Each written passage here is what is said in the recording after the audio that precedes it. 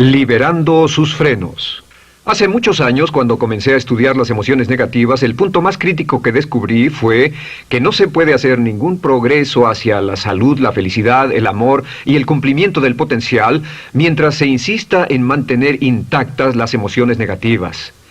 Y lo único bueno de las emociones negativas, si es que tienen algo de bueno, es que las emociones negativas no son permanentes. Lo dice hasta Sigmund Freud, no hay un lugar permanente para las emociones negativas en el subconsciente. En otras palabras, son visitantes indeseados. Son hábitos negativos o patrones de respuesta negativos que pueden eliminarse, y el punto inicial para eliminarlos es entender de dónde vinieron y entender cuáles fueron los factores causales, volviendo a la niñez temprana, que desencadenó el desarrollo de las emociones negativas y nos han dado como adultos una predisposición a ser negativos de una u otra forma.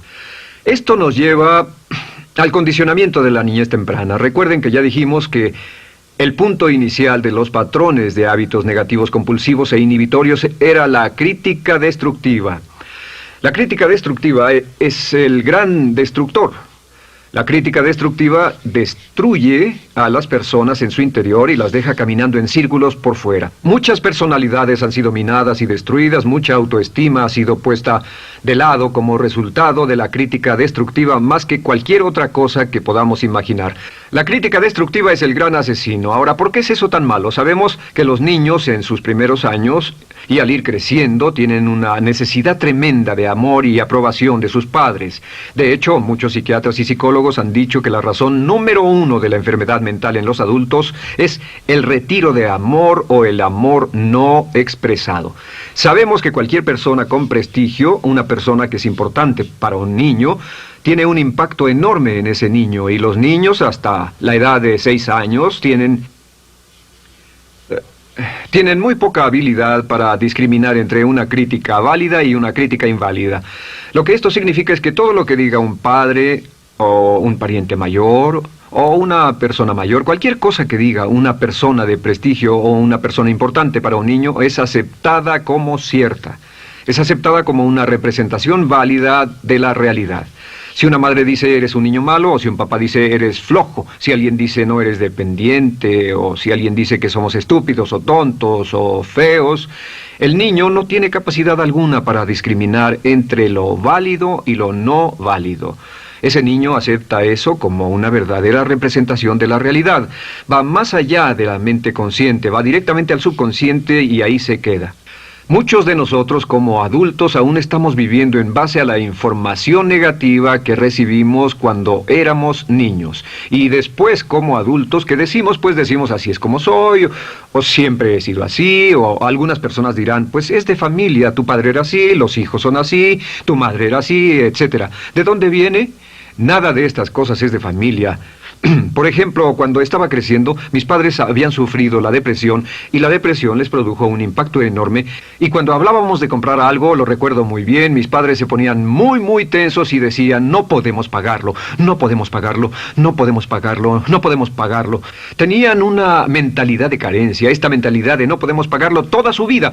Y luego yo crecí y aunque nunca he experimentado la depresión, y la mayoría de ustedes, 10, 20, 30, 40 años después, aún estamos diciendo, no puedo pagarlo, no puedo pagarlo, no puedo pagarlo. Aún tomamos como base esas frases críticas, esas frases emocionales que usaban nuestros padres. Tal vez sus padres les decían, como mi padre me decía a mí una y otra vez, nunca acabas lo que empiezas, nunca acabas lo que empiezas. Nunca acabas lo que empiezas. Eres un flojo, nunca acabas lo que empiezas. Y cuando fui adulto tuve muchos problemas para acabar lo que empezaba. Al acercarme al final de la tarea, comenzaba a sentirme ansioso y buscaba cualquier excusa por posponerla o retrasarla. El segundo factor que nos predispone a emociones negativas es la falta de amor. Sabemos que las personalidades de los niños se desarrollan al grado en que reciben una alta calidad y una alta cantidad de amor de sus padres. Existe una relación de 1 a 1 entre la cantidad de amor, la calidad de amor y una personalidad sana. Ese amor negado o la privación de amor es la causa clave de la infelicidad, la negatividad y la enfermedad mental en los adultos. Para que un niño se sienta realmente amado, el niño debe tener padres con buenos conceptos, y la mayoría de nosotros tuvimos padres que fueron víctimas de sus padres, que a su vez fueron víctimas de sus padres. Un escritor famoso dice que todo el mundo es víctima de una víctima. Todos son víctimas de víctimas. Nuestros padres quisieron criarnos de la mejor forma posible, pero ellos mismos fueron víctimas de víctimas. Y para que un niño se sienta realmente amado, deben existir 3 condiciones. La condición número 1 es: los padres deben amarse a sí mismos. Los padres deben amarse a sí mismos. Recuerden, nunca le podrán dar más amor a otros que el que sienten por sí mismos. Si no se aman a sí mismos, no pueden amar a sus hijos. Si tienen un poco de amor por sí mismos, deben difundirlo en sus hijos. Si tienen poco amor por sí mismos y es absorbido por sus esposos, entonces, a veces, aunque deseen amar a sus hijos, no tienen amor que darles. Sus padres querían amarlos y en muchos casos no tenían amor para darles. Y eso es porque nunca lo recibieron cuando crecieron. El segundo requisito es: los padres deben amarse mutuamente. Para que un niño crezca sintiendo confianza en sí mismo, crezca sintiéndose amado, a salvo y seguro, debe crecer en un ambiente donde los padres se amen. No hay nada que le dé más temor a un niño que crecer en un hogar donde los padres peleen entre sí, donde los padres no se amen, donde haya dificultades, porque el niño siempre tiene una tendencia, primero que nada, ser una víctima, pues al niño se le grita y se le vocifera, y entonces cree que la razón por la que mamá y papá pelean es su culpa. Ahora, una investigación interesante: como hay muchas familias de un solo padre, la investigación interesante muestra que cuando uno de los padres se va como resultado de una separación o un divorcio, los niños que quedan invariablemente están convencidos de que la razón por la que el otro padre se fue se debió a algo que él hizo. Y es importante que si un matrimonio o una relación va a terminar y uno se va a ir, que el padre que se quede les diga a los niños una y otra vez que la razón por la que la relación no funcionó no tuvo nada que ver con ellos. Solo tuvo que ver conmigo y con papá, conmigo y con mamá. No tiene nada que ver con el niño. El niño necesita oírlo muchas veces antes de que se sienta confiado y seguro. Y por supuesto, siempre es mejor que un niño sea criado por un padre que lo ama que por 2 padres que no se aman. Una tercera condición que debe cumplirse si no quiere que exista la falta de amor es que los padres deben amar al niño. Los padres deben amar al niño. Bueno, esto parece muy obvio y muy lógico. La verdad es que, y esto es lo más difícil para usted y para mí como adultos, que ni siquiera lo pensamos, que es posible que nuestros padres no nos quisieron. No porque no lo intentaran, querían amarnos y tenían la intención de hacerlo, desde luego, etcétera, etcétera, pero simplemente como tenían conflictos mutuos y problemas sin resolver con sus padres, y sufrieron la guerra y la depresión, tenían que hacer carrera y otras responsabilidades, nunca lo lograron totalmente. ¿Entienden? Esa fue la dificultad. Lo deseaban, pero nunca lo lograron. La única forma en que puede amarse a un niño es pasando una gran cantidad y calidad de tiempo con el niño. Tiempo en gran cantidad y calidad con el niño.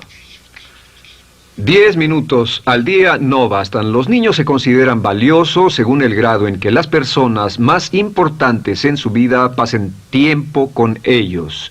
Si las personas más importantes en su vida, sus padres, solo pasan poco tiempo con ellos, los niños concluyen que la razón para ello es que tienen muchos defectos, que hay algo esencialmente malo en ellos y que por eso sus padres no pasan más tiempo con ellos. Los niños no piensan con la razón, lo hacen en forma emocional. Solo piensan: mi padre está aquí, me ama, y si no pasa tiempo conmigo, él o ella no me aman. Y si cualquiera de esas 3 condiciones existió o más cuando estaba creciendo, los padres no se amaban a sí mismos, o no se amaban mutuamente, o tal vez no lo amaban porque nunca lo lograron, aunque querían, entonces usted debe haber crecido en conjunción con la crítica destructiva que se llama culpa.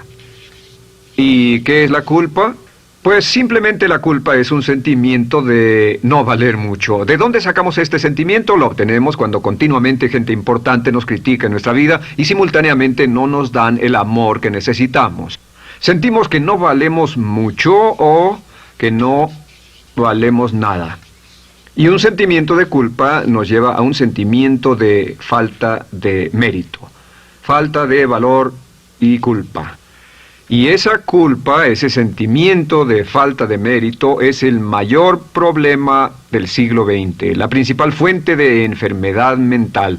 Es la fuente principal de los problemas en las relaciones, la fuente principal de enfermedad psicosomática, la fuente principal de la mayoría de los problemas que afectan a nuestra sociedad. Es el profundo sentimiento de culpa y falta de mérito que se expresa o se esconde en los pensamientos o en la actitud: no valgo suficiente, no valgo suficiente.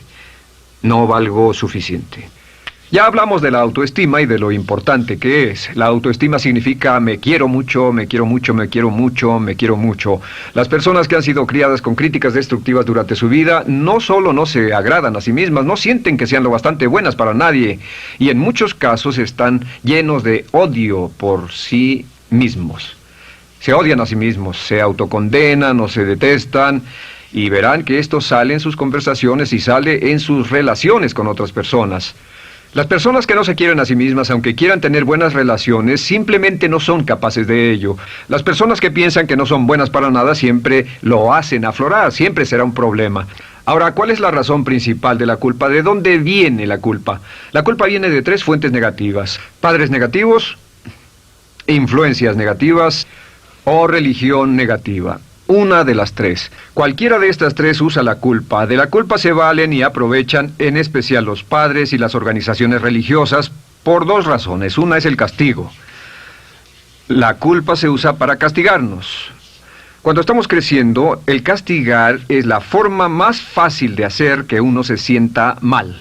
Nuestros padres nos hacen sentir mal castigándonos físicamente o sermoneándonos o regañándonos. Y el castigo es una forma muy eficaz de irnos conformando o de conseguir que hagamos lo que los demás quieren. La segunda razón por la que se usa la culpa cuando se practica en forma consciente, y algunas organizaciones la practican así, es para tener más control emocional en especial, porque se puede controlar a una persona emocionalmente con culpa y manipular su comportamiento.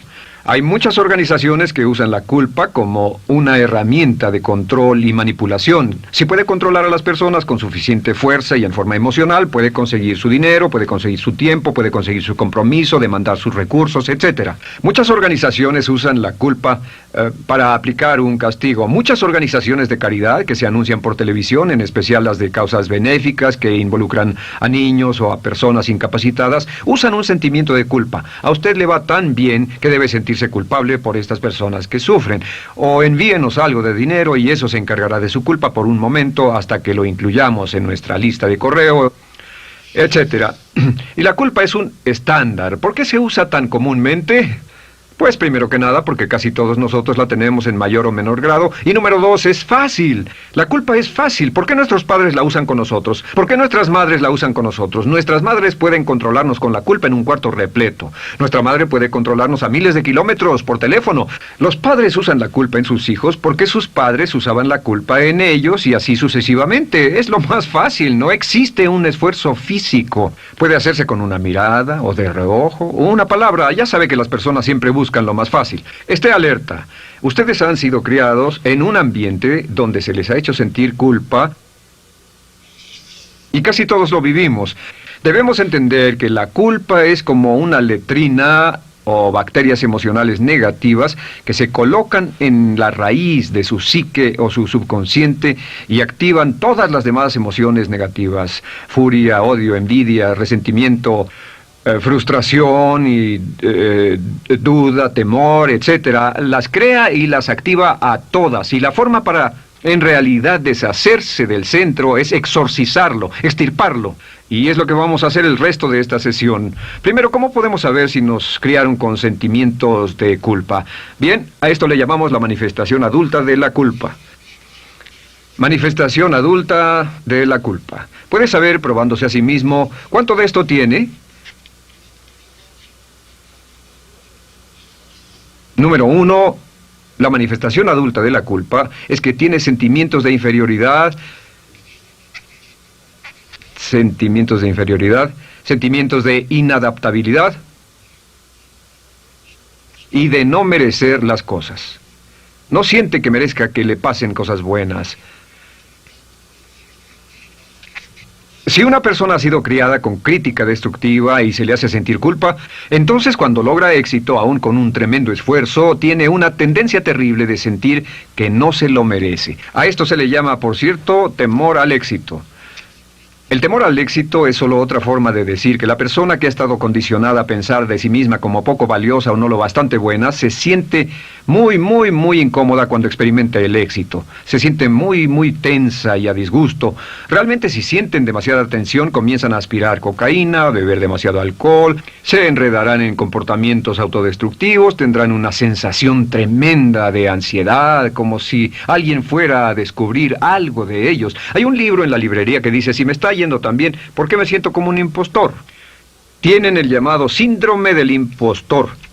¿Alguna vez ha tenido éxito en algo y la gente ha ido a usted a decirle, vaya, hiciste un excelente trabajo, o eso es maravilloso, aunque haya sido muy duro para usted, y sintió que los demás iban a descubrir, siente como que, es decir, que iban a descubrir que realmente no es bueno, que solo fue un fraude, solo un accidente, y por supuesto es lo que dice, fue coincidencia, fue un accidente, la verdad, no sé ni cómo lo hice. Hacen todo lo posible por huir de ese sentimiento de inferioridad y de no merecer las cosas. Estén muy alertas.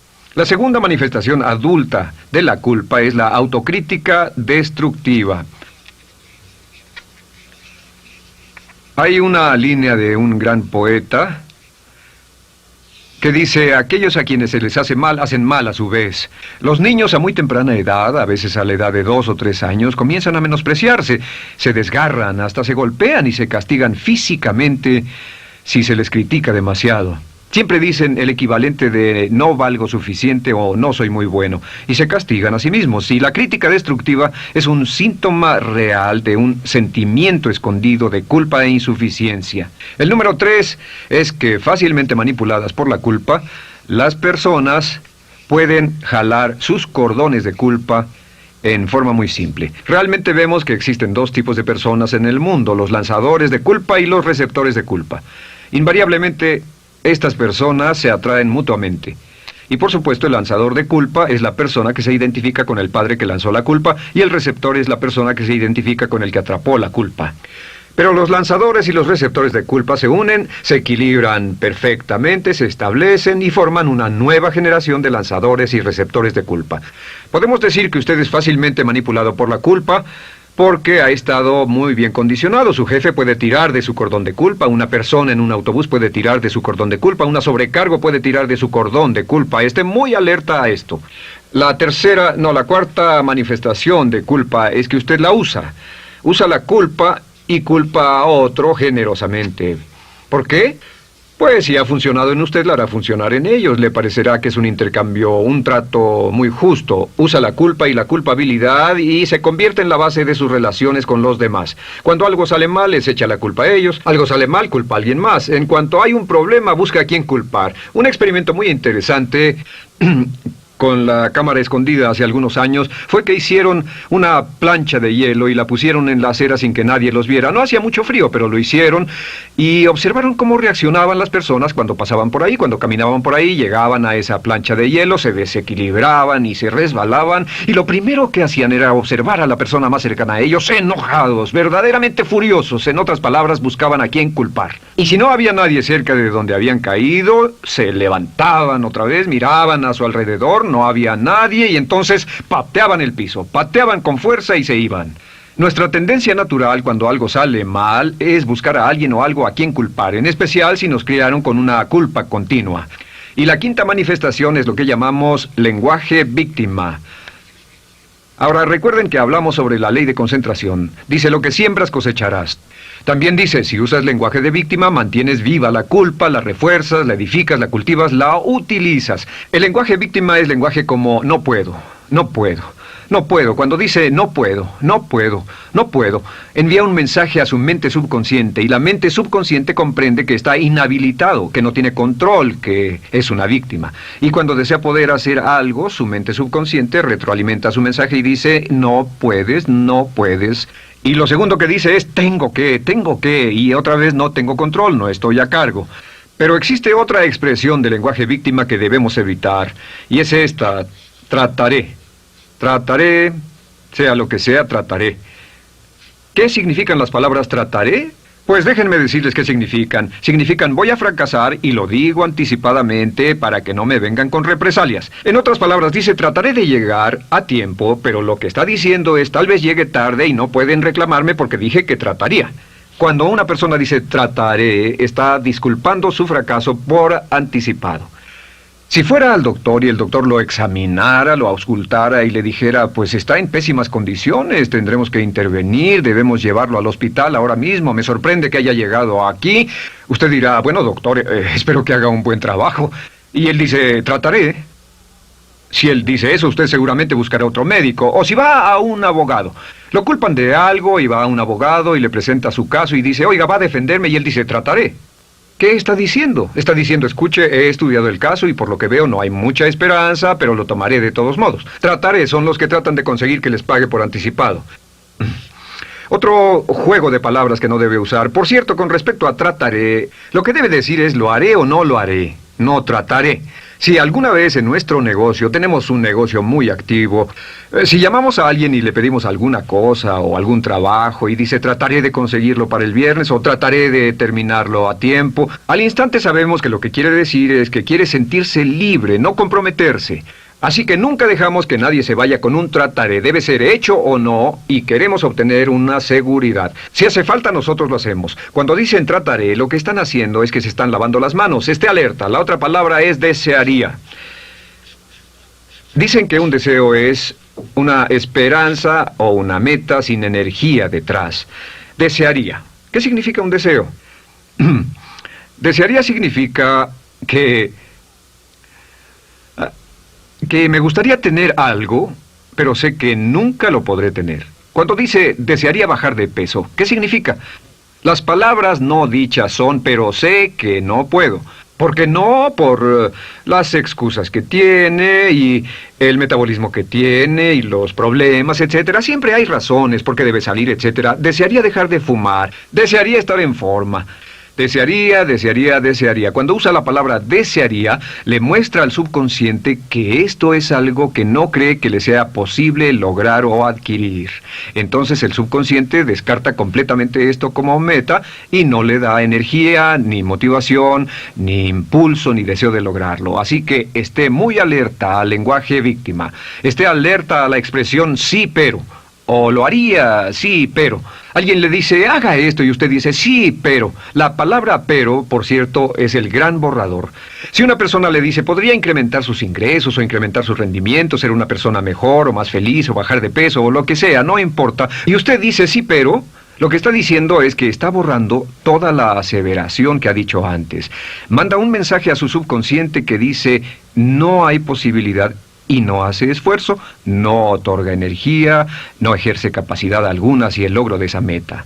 Y las personas que han sido criadas con culpa tienen 5 cualidades o 5 manifestaciones de adultos. Una es que se sienten inferiores, se sienten inadecuadas, sienten que no merecen que les pasen cosas buenas. Estén muy alertas a eso. El número 2... se autocompadecen continuamente, usan la autocrítica destructiva. El número 3, usan la culpa y la culpabilidad en ellos y en otros. El número 4, son manipuladas por la culpa. Y número 5, usan lenguaje víctima. Así que, ¿cómo nos deshacemos de la culpa? ¿No es sorprendente cómo se aclara esto? Este pizarrón, todo se borra. Tengo una varita mágica cuando me voy a sentar al escritorio. Entonces, ¿cómo nos deshacemos de la culpa? Para deshacerse de la culpa...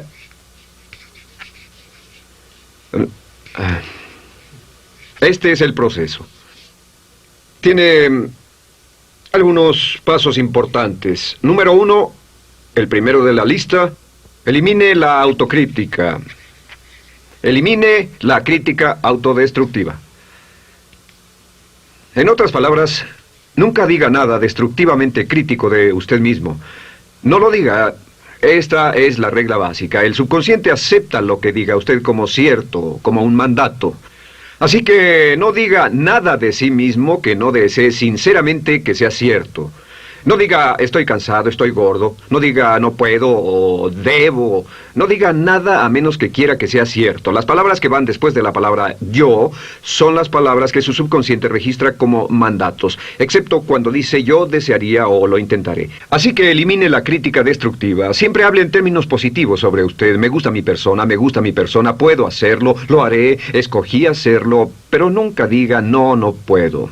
Número 2 es no dejarse manejar por la culpa. Rehúse ser manejado por la culpa. Porque cada vez que le permita a alguien que lo manipule por la culpa, ¿sabe qué pasa? Refuerza y hace más poderoso el efecto de la influencia de la culpa en su vida. Cuando yo crecí, debo decir que yo crecí en una familia que estaba muy influenciada por la religión negativa. Realmente mi madre, Dios la bendiga, tenía un cinturón negro en el pecado e hizo un trabajo verdaderamente soberbio en ello.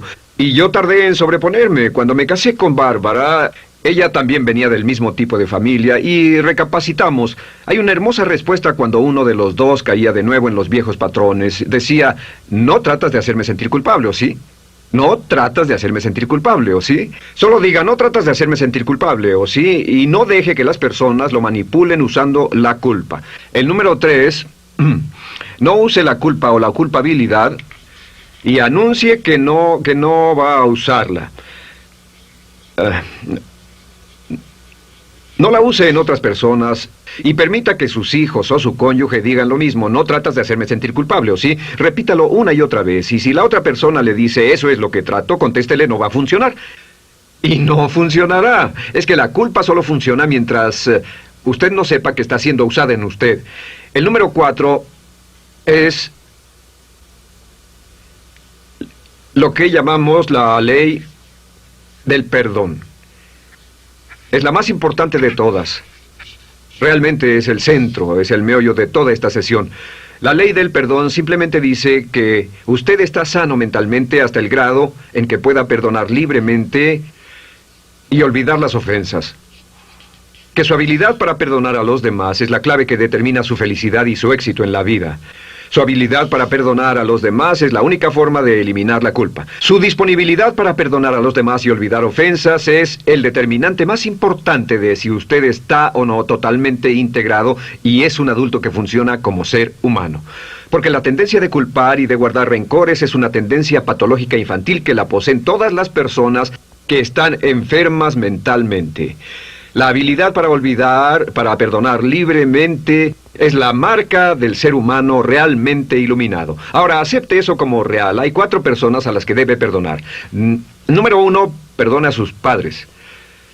Perdone a sus padres por todo lo que le hayan hecho para herirlo. La mayoría de nuestras investigaciones muestran que casi todos nuestros problemas como adultos se remontan a no estar dispuestos o no poder perdonar a nuestros padres por algo que hicieron que nos hirió. Perdónelos un 100%, escríbales, llámeles por teléfono, dígales, o cuando menos perdónelos en su corazón, pero perdone a sus padres.